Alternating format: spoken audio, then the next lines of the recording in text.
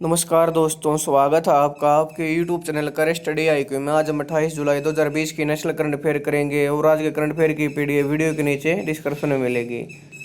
भारत का पहला प्रश्न है, हाल ही में किस राज्य सरकार ने गोधन न्याय योजना का शुभारंभ किया? हमारे पंजाब सरकार ने, छत्तीसगढ़ सरकार ने, उत्तर प्रदेश सरकार ने, गोवा सरकार ने। इसका सही आंसर है छत्तीसगढ़ सरकार ने। छत्तीसगढ़ के मुख्यमंत्री भूपेश बघेल ने गोधन न्याय योजना की शुरुआत की है। यह योजना पशुपालकों को बढ़ावा देने, पशुधन की सुरक्षा सुनिश्चित करने, पशुपालकों को अतिरिक्त आय अर्जित करने, आवारा पशुओं द्वारा खुले चराई की समस्या निपटने में मददगार साबित होगी। यह योजना जैविक उर्वरकों के उपयोग को प्रोत्साहित करने के साथ साथ अन्य चीज़ों में ग्रामीण अर्थव्यवस्था को बढ़ावा देगी। गोधन न्याय योजना के बारे में, गोधन न्याय योजना के अंतर्गत छत्तीसगढ़ सरकार पशुपालकों से 2 रुपये प्रति किलोग्राम की दर से गाय के गोबर की खरीद करेगी। यह योजना गाय के गोबर को एक फायदेमंद वस्तु में बदलेगी। इस योजना का उद्देश्य राज्य में गाय पालन को आर्थिक रूप से लाभदायक बनाना और खुले में होने वाली चराई को रोकना, साथ ही सड़कों पर और शहरी क्षेत्रों में आवारा पशुओं की समस्या का समाधान करना है। महिला स्व सहायता समूह फिर इससे कृत्रिम खाद तैयार करेंगे, जिसके बाद में किसानों को 8 रुपये प्रति किलोग्राम की दर से बेचा जाएगा, जबकि गोबर का उपयोग अन्य उत्पादों के लिए भी किया जाएगा। छत्तीसगढ़ के सीएम है भूपेश बघेल, इसके राज्यपाल है अनुसुईया उइके। हमारा अगला प्रश्न है, हाल ही में किस देश ने स्वतंत्र रूप से अपने पहले मंगल मिशन तियानवेन-1 को सफलतापूर्वक लॉन्च किया? हमारे भारत, ईरान, चीन, नेपाल। इसका सही आंसर है चीन ने 23 जुलाई को स्वतंत्र रूप से अपने पहले मंगल मिशन तियानवेन-1 का सफल लॉन्च किया है। दक्षिण चीन के नान प्रांत स्थित वेसांग स्पेस लॉन्च सेंटर से चीन के सबसे बड़े लॉन्च व्हीकल मार्च 5 रॉकेट के जरिए 5 टन वजनी अंतरिक्ष यान तियानवेन-1 का लॉन्च किया गया।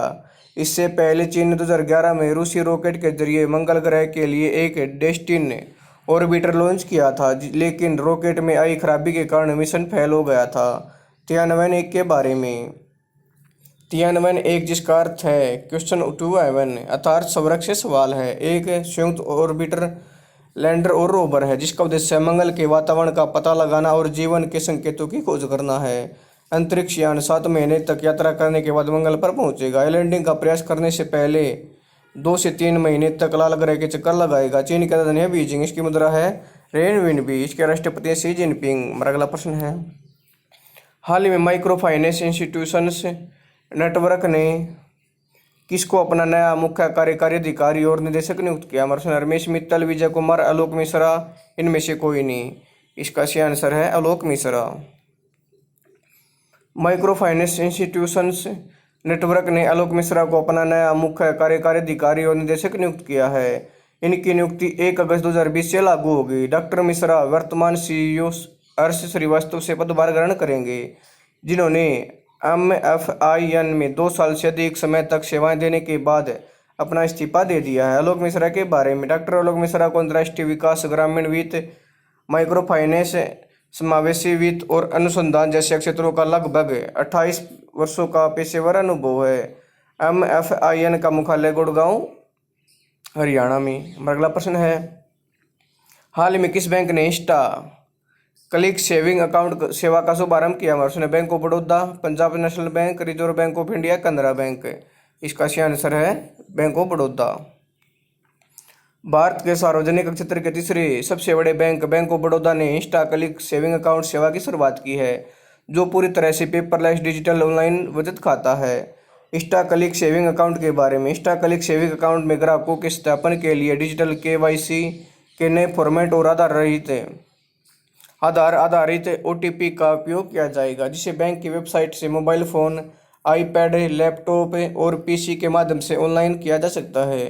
प्रक्रिया होते ही खाता तुरंत चालू हो जाएगा, जिसके बाद ग्राहक Baroda M connect plus application का उपयोग मोबाइल नंबर पर मिले MPIN के साथ लेन देन शुरू करने के लिए कर सकते हैं। इसके अलावा यह सेवा ग्राहकों को mobile banking, internet banking, UPI और डेबिट कार्ड जैसे डिजिटल चैनलों की एक विस्तृत श्रृंखला की हिस्सा लेने का विकल्प भी प्रदान करेगी। बैंक ऑफ बड़ौदा का मुख्यालय है बड़ोदरा, गुजरात में।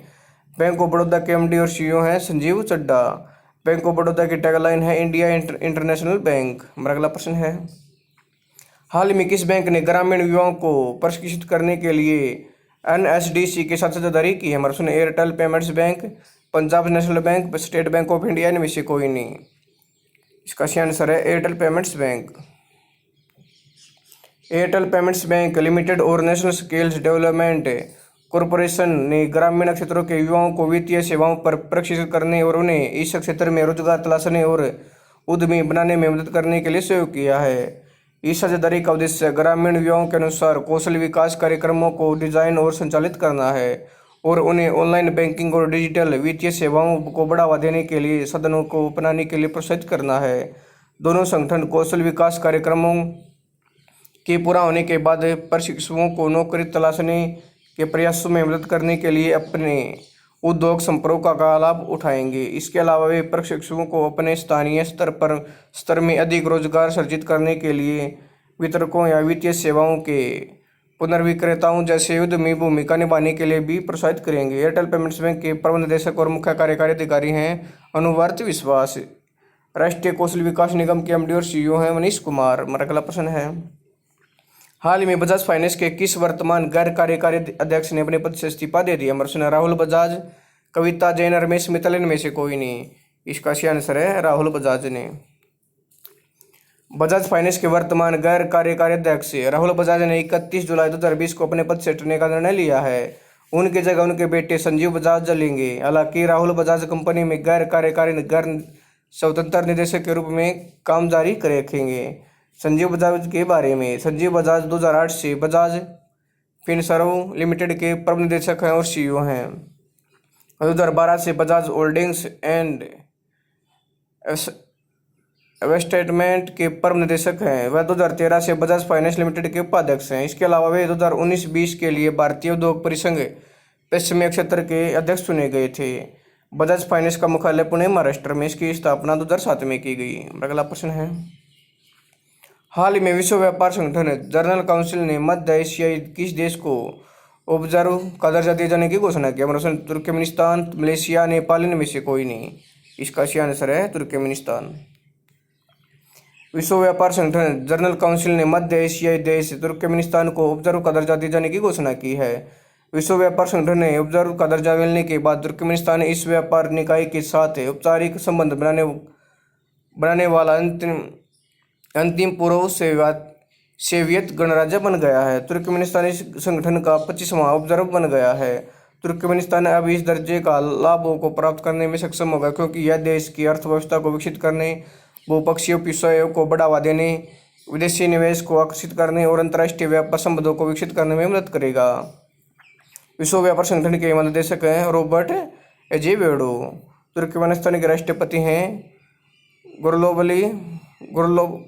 गुरबोगुली वेद्री मुहमेदोव और इसकी मुद्रा है तुर्कमेन मानात। हमारा अगला प्रश्न है, हाल में किस राज्य सरकार ने कौशल विकास के लिए आईआईटी रोपर के साथ समझौता किया? हमारा प्रश्न पंजाब सरकार, हरियाणा सरकार, कर्नाटक सरकार, इनमें से कोई नहीं। इसका सही आंसर है पंजाब सरकार ने। पंजाब सरकार ने कौशल विकास के क्षेत्र में सहयोग करने के लिए रोपड़ स्थित भारतीय प्रौद्योगिकी संस्थान के साथ एक समझौते पर हस्ताक्षर किए हैं। समझौते के मुख्य बिंदु, यह समझौता आईआईटी के तकनीकी शिक्षा विभाग को राज्य के गुरदासपुर और फिरोजपुर स्थित इंजीनियरिंग कॉलेजों, चमकौर साहिब के श्री गुरु गोविंद सिंह कौशल संस्थान, 5 सरकारी पॉलिटेक्निक और 10 सरकारी आईटीआई के लिए अकादमिक मेंटर बनाएगा। संस्थान राज्य को आईआईटीआई और पॉलिटेक्निक का मॉडल विकसित करने में मदद करेगा। आईआईटी सिंचाई में पानी की बर्बादी को नियंत्रित करने के लिए छोटे उपकरणों के निर्माण में राज्य की मदद करेगा। पंजाब सरकार आईआईटी के भूमि अधिग्रहण से संबंधित मुद्दों को हल करने में मदद करती है, जबकि संस्थान अपने परिसर को एक हरे भरे परिसर के रूप में विकसित करने का आग्रह करता है, जिसमें व्यापक भू निर्माण और वनीकरण शामिल हैं। पंजाब की राजधानी है चंडीगढ़। इसके मुख्यमंत्री अमरिंदर सिंह, इसके राज्यपाल हैं वीपी सिंह बदनौर। आईआईटी रोपड़ के निदेशक हैं एसके दास। हमारा अगला प्रश्न है, हाल ही में कहाँ पर केंद्रीय गृह मंत्री श्री अमित शाह द्वारा वृक्षारोपण अभियान शुरू किया गया? अमृतसर, हैदराबाद, नई दिल्ली, मुंबई, बेंगलोर। इसका सही आंसर है नई दिल्ली में। नई दिल्ली में केंद्रीय गृह मंत्री श्री अमित शाह द्वारा वृक्षारोपण अभियान शुरू किया गया है। कोयला मंत्रालय ने सभी कोयला पीएसयू के साथ मिलकर इस अभियान को चलाया है। वृक्षारोपण अभियान के तहत समाज द्वारा वृक्षारोपण को बढ़ावा देने के लिए कोयला, लिग्नाइट, पीएसयू, कॉलोनियों, कार्यालयों और अन्य उपयुक्त क्षेत्रों में बड़े पैमाने पर वृक्षारोपण किया जाएगा। केंद्रीय गृह मंत्री द्वारा वृक्षारोपण अभियान के शुभारंभ के अलावा 6 इको पार्क, पर्यटन स्थलों का उद्घाटन एवं शिलान्यास भी किया गया, जो आसपास के क्षेत्र में रहने वाले लोगों के लिए मनोरंजन, साहसिक कार्य, जल क्रीड़ा, बर्ड वाचिंग आदि के लिए मार्गदर्शन प्रदान करेंगे। यह आत्मनिर्भरता के लिए राजस्व का उत्पादन करने और स्थानीय लोगों के लिए रोजगार की संभावना पैदा करने की भी उम्मीद है।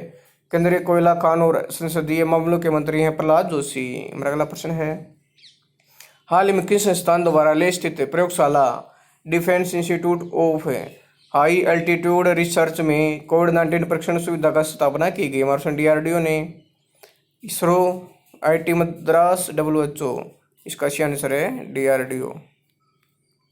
रक्षा अनुसंधान और विकास संगठन DRDO द्वारा लेह स्थित प्रयोगशाला defence institute of high altitude research में कोविड-19 परीक्षण सुविधा की स्थापना की गई है। इस परीक्षण सुविधा केंद्र शासित प्रदेश लद्दाख में कोरोना मामलों की पहचान के उद्देश्य से परीक्षण की दर को बढ़ाने के लिए शुरू की गई है। प्रतिदिन 50 नमूनों की जांच करने में सक्षम है।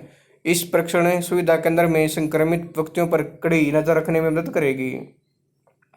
कोविड-19 परीक्षण सुविधा का उपयोग लोगों को कोविड परीक्षण देने के लिए भी किया जाएगा। भविष्य के जैव खतरों से निपटने में और कृषि पशुओं की बीमारियों के लिए R&D गतिविधियों को पूरा करने में मदद मिलेगी। Defence institute of high altitude research की एक जीवन विज्ञान प्रयोगशाला है जो ठंडे, शुष्क कृषि, पशु प्रौद्योगिकियों पर काम करता है। इसके अलावा यह प्रयोगशाला औषधीय और सुगंधित पौधों की जांच और पहचान कर रही है ताकि उनका उपयोग रक्षा उद्देश्यों के लिए किया जा सके।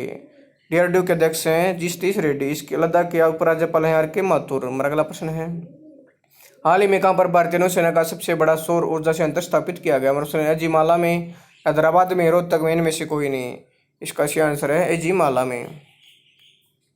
वाइस एडमिरल अनिल कुमार चावला द्वारा भारतीय नौसेना अकादमी अजीमाला में सबसे बड़े सौर ऊर्जा संयंत्र को कमीशन किया गया है। यह 3 मेगावाट का सौर ऊर्जा संयंत्र है जिसे भारत सरकार ने नेशनल सोलर मिशन पहल के अनुरूप स्थापित किया है, जिसका उद्देश्य 2022 तक 100 गीगावाट सौर ऊर्जा के लक्ष्य को प्राप्त करना है। भारतीय नौसेना अकादमी अजीमाला में स्थापित 3 मेगावाट का सौर ऊर्जा संयंत्र भारतीय नौसेना का सबसे बड़ा सौर संयंत्र है और जिसका अनुमानित जीवन काल 25 वर्ष है। केरल राज्य इलेक्ट्रॉनिक्स विकास निगम लिमिटेड द्वारा इस परियोजना को निष्पादित किया गया है। यह परियोजना कार्बन फुटप्रिंट को कम करने में नौसेना स्टेशन अजीमाला की मदद करेगी। नौसेना स्टाफ के प्रमुख एडमिरल करमबीर सिंह। हमारा अगला प्रश्न है, हाल ही में मैसूर नृत्यांगना और कोरियोग्राफर अमला शंकर का निधन कितने वर्ष की आयु में हो गया? 101 वर्ष, 102 वर्ष, 103 वर्ष, 104 वर्ष। इसका सही आंसर है 101 वर्ष। मैसूर नृत्यांगना और कोरियोग्राफर अमला शंकर का निधन 101 वर्ष की आयु में हो गया है। उन्हें 2011 में पश्चिम बंगाल सरकार द्वारा कला में दिए उनके योगदान के लिए बंग विभूषण पुरस्कार से सम्मानित किया गया था। अमला शंकर ने अपना पहला कार्यक्रम कालियादमन में किया था, जिसका मंचन 1931 में बेल्जियम में किया गया था। उन्होंने 1948 में आई फिल्म कल्पना में भी काम किया था। उन्होंने अंतिम प्रदर्शन 92 वर्ष की आयु में नृत्य नाटिका सीता स्वयंवर में किया, जहाँ उन्होंने राजा जनक की भूमिका निभाई थी। दोस्तों, अगर आपको यह वीडियो पसंद आई तो आप मेरे यूट्यूब चैनल KSTDIQ को लाइक करें, इस चैनल को सब्सक्राइब करें और इस चैनल को सपोर्ट करें। इसके बेल आइकन को दबा दें ताकि आने वाली हर वीडियो का नोटिफिकेशन आपको टाइम पे मिलता रहे। धन्यवाद दोस्तों।